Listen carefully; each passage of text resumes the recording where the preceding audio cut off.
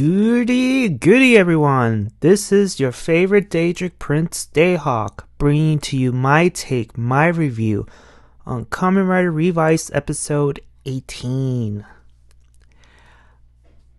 I'm starting to like Julio's character and his backstory. And it's his backstory I enjoy the most. And don't get me wrong, I mean, Ikki's story so far has been okay, but something about Ikki just rubs me the wrong way. I don't know what that is. I can't put my stamp on it, but I don't know. He just rubs me the wrong way, and I said so in the very beginning. Like, something about him I just don't like. I don't know what it is. But at least I can tolerate him than past writers, main characters. All I can really say, he's much better than Takeru. I could tell you that much. But I want to focus on Julio's story because you assume he was going to get a happy ending, but unfortunately for those who already seen the episode, which I assume you guys have, I hope. If not, then don't listen or shut your ears, whatever, or just watch it first, then come back. But we all assumed at least Julio and Yosuke had a moment to talk about what happened. But everything was thrown away because of Oteka and that Gifu stamp. And Yosuke became a demon and he died in the process. And which caused Julio to go berserk and gets a new form, his berserk form. And he was running rampant. And towards the very end, where he got saved by Ikki and Vice, he just was, destroyed. And then you have Angelia coming to the rescue because Oteka tried to kill him while he is, the old expression, kicking a man while he's down. Oteka tried to do that. Try to kill him, but luckily Angelia saves him and just takes him away. And it's a really sad episode. Well, more like a bittersweet episode. And then we get to see more of Gifu absorbing more energy. So even though Julio was saved, his demon form, his contract has been destroyed, and that goes inside Gifu. So you either be destroyed, both human and demon, or just destroy the demon itself. And that way Gifu gets its life force and be able to go one step further to his resurrection. Which, by the way, that creepy director is obviously a follower of his, because, why not? But here's what grinds my gears. I'm tired of evil CEOs, evil directors. It's just one of those things where it's been done so many times. Sometimes it works, other times it ends horribly. And we all know from the moment he showed up in the last episode that he is aligned with Gifu in some shape or form. If what you guys saw at the very end does say something, then I don't know what it is. I'm just sick and tired of the whole evil director CEO type of thing. I'm just tired of it, in my personal opinion. We discovered that Julio's friend didn't really betray him, because what happened after tearing the card at his face, Yosuke tried to explain himself that he didn't have much of a choice, but poor Julio, or Takumi if you guys prefer, didn't believe him, and he leaves. But Yosuke promised that he's gonna be there, because apparently he was moving to a different city, to a different town, so he wanted to see him go. And then later on, you see Julio just sitting there, just waiting for him, but he didn't show up, so he ends up leaving and leaves the destroyed card. But then we discovered what happened. As Julio was driving away, we get to see Yosuke getting beat up by these bullies. And now we know the reason why he didn't show. And Yosuke wanted to have a second chance with him and hopes that he will forgive him.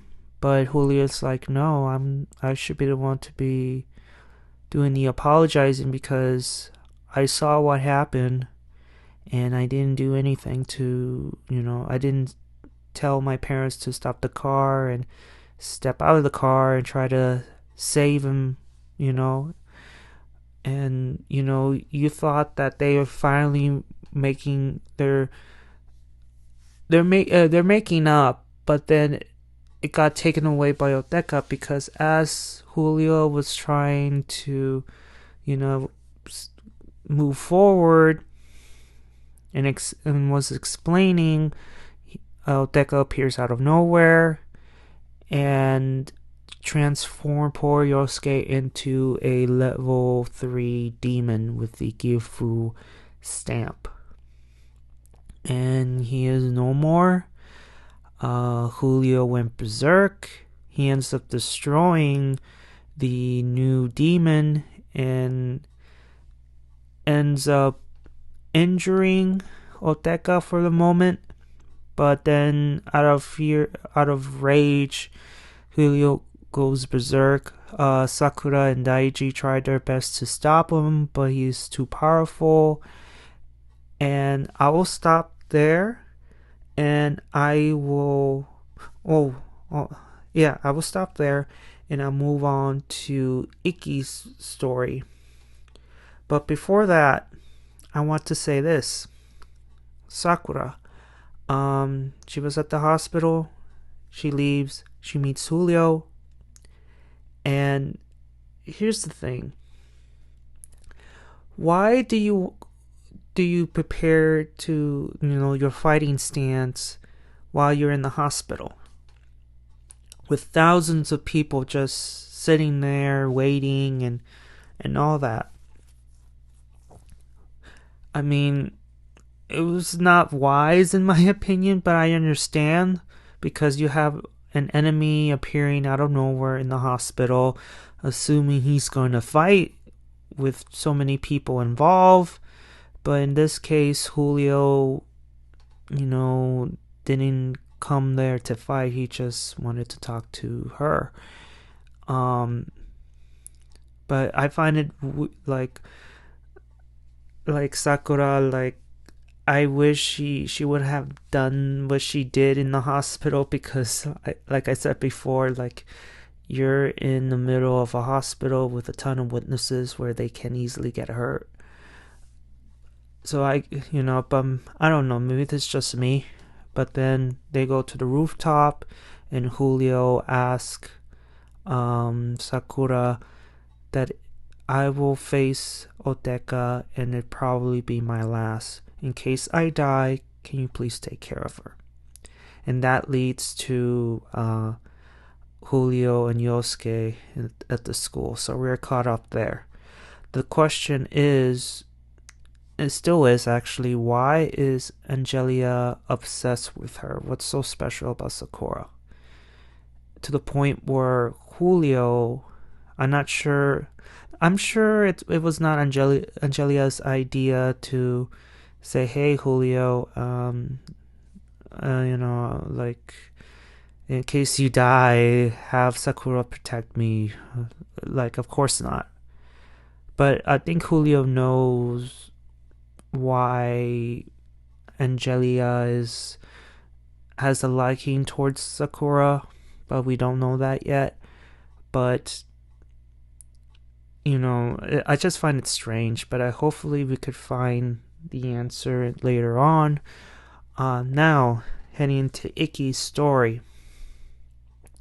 In the beginning, Oteka is provoking Ikki and telling him, well, you failed. Like, even with your powers, all those humans ends up dead anyway. Like, whatever you do, you try to save them, but they end up dead type of situation. And Ikki runs towards Oteka, trying to attack him. And I don't know if you've noticed, but there was something online where there was a picture of Revice in his volcano form, and he has his axe, but it has tape all over it. Assuming that somehow it got broken. Is it the same axe, or was it a different axe? I'm curious. I'm mighty curious. But it doesn't look like to me that it was the old axe, because I would have seen the tape. But feel free to put write in the comments down below if you think that was the broken axe or was it a new one, because apparently there's a tape, but I didn't see it, so I assume either it was well hidden or it was a new axe. I don't know. But as he was running towards Oteka, Ikki ends up severely. You see him burn, because I think the Vistamp unleashed flames, and you see him burning. And then he demorphs, and he looks, severely burned. And here's another thing that I know it may be nitpicking, but I wish that Hiromi would have been the one to be the calm one and tell Sakura and Daiji to please calm down. Screaming is not gonna help the situation, because after Hiromi called 911, they end up screaming and yelling at Ikki to make sure he was okay and all that. I'm like, guys, enough of the screaming. I get it, I really do, but someone had to be in charge and say, you know what, please calm down. Yelling and screaming, it's not gonna help. I understand, like, the situation is pretty dire right now, but we need to remain calm. I don't know what you guys think. Was that beginning scene way too much of the screaming and yelling? Because for me, I wish Hiromi would have taken charge and just calmed everybody down, but I don't know. All three of them, and including Vice, were like screaming and yelling like, guys. To me, it was too much. But that's just me. And then he wakes up at the hospital. He looks like he's severely burned. And then later on, George comes in. He apologizes to Ikki. And Ikki's like, no, it's my fault, But Ikki was determined to save people from their demons.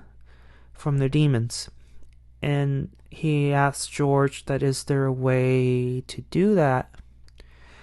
But George said, like, look, I made the driver to separate the demon from the host safely. But this is a whole different level. And the Gifu stamp creates demons that are way different than the regular Vistamp. The moment the Gifu stamps somebody, the human is gone, is ceased to exist. And all that's left is the demon. Once the demon is destroyed, the human is long gone. There's nothing. But he said that he will do what he can, but there's no guarantee, because if you end up using the volcano staff for a second time, you're probably gonna die. But I will do what I can.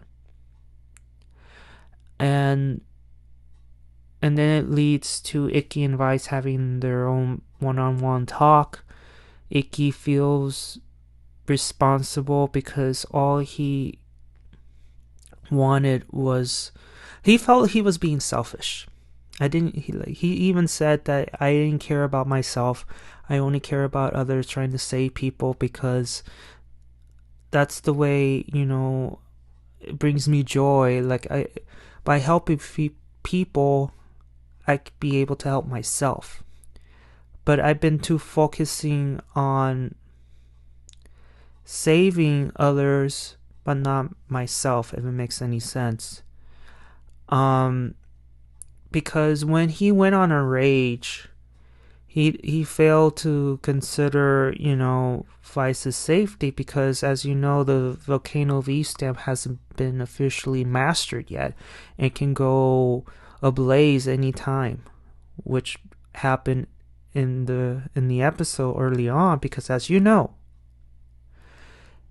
if the host dies, the demon dies along with it. So if Ikki dies, then Vice dies along with him. And Vice even said that I'm you and you are me. We used to be one, but now, we're separated. I don't know how. It didn't explain. But then they have this one-on-one personal conversation, which kind of puts a stamp on it. I know I had to do it. They put a stamp on their friendship and their partnership, to the point where Ikki said, "You're my partner. You're officially my partner." And here's the part where I know this is suspension of disbelief, but how can he be able to transform plus fight Julio when he is severely burned and can barely walk? He's pretty much a mummy. He's wrapped in bandages because he's got severe second degree burns. But after Julio went berserk and he got a notification that a dead man is running wild, Ikki wants to go over there. So he had Vice to help him up and walk away out of the hospital.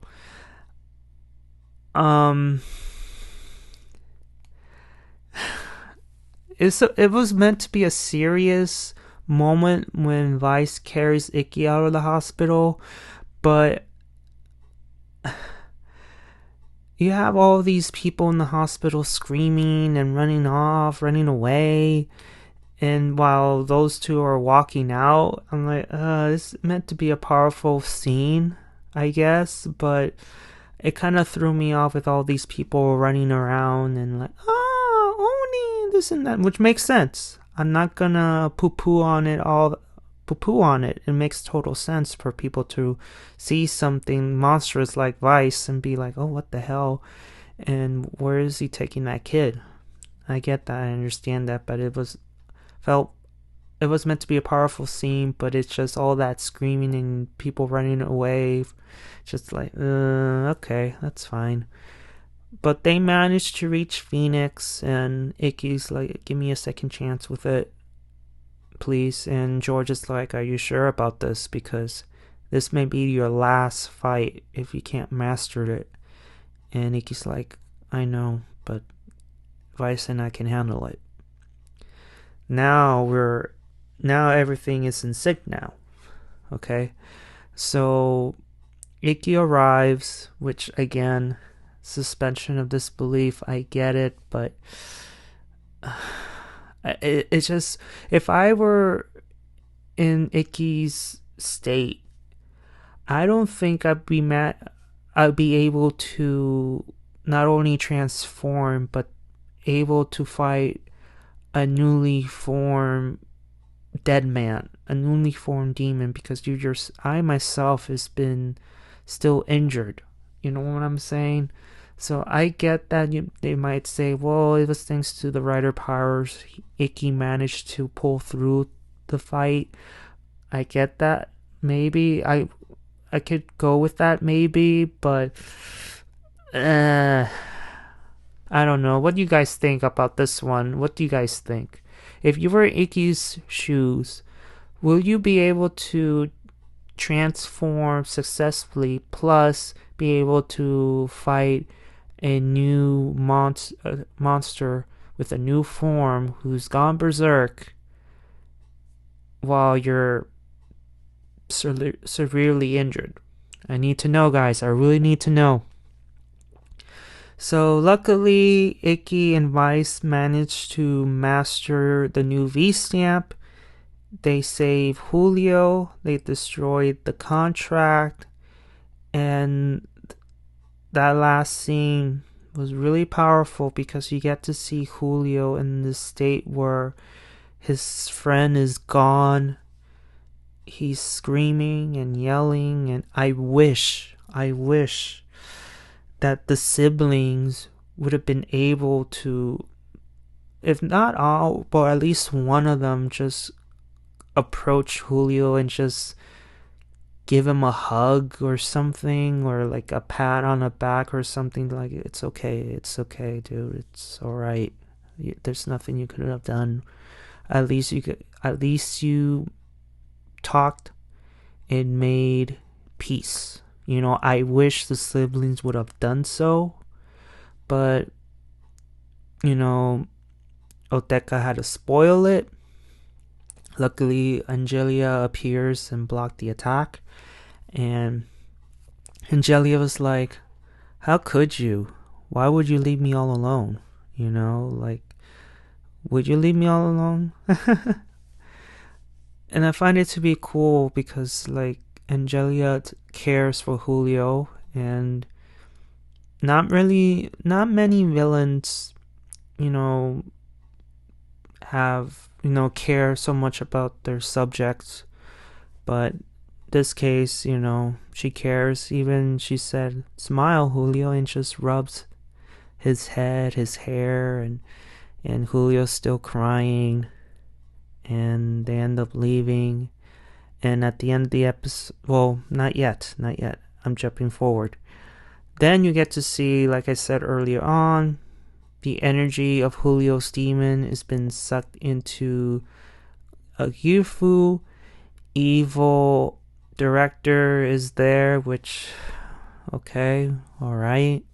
And then it leads to Ikki, Daiji, Sakura, and Vice all either going back to the hospital or going home, and they have their happy ending.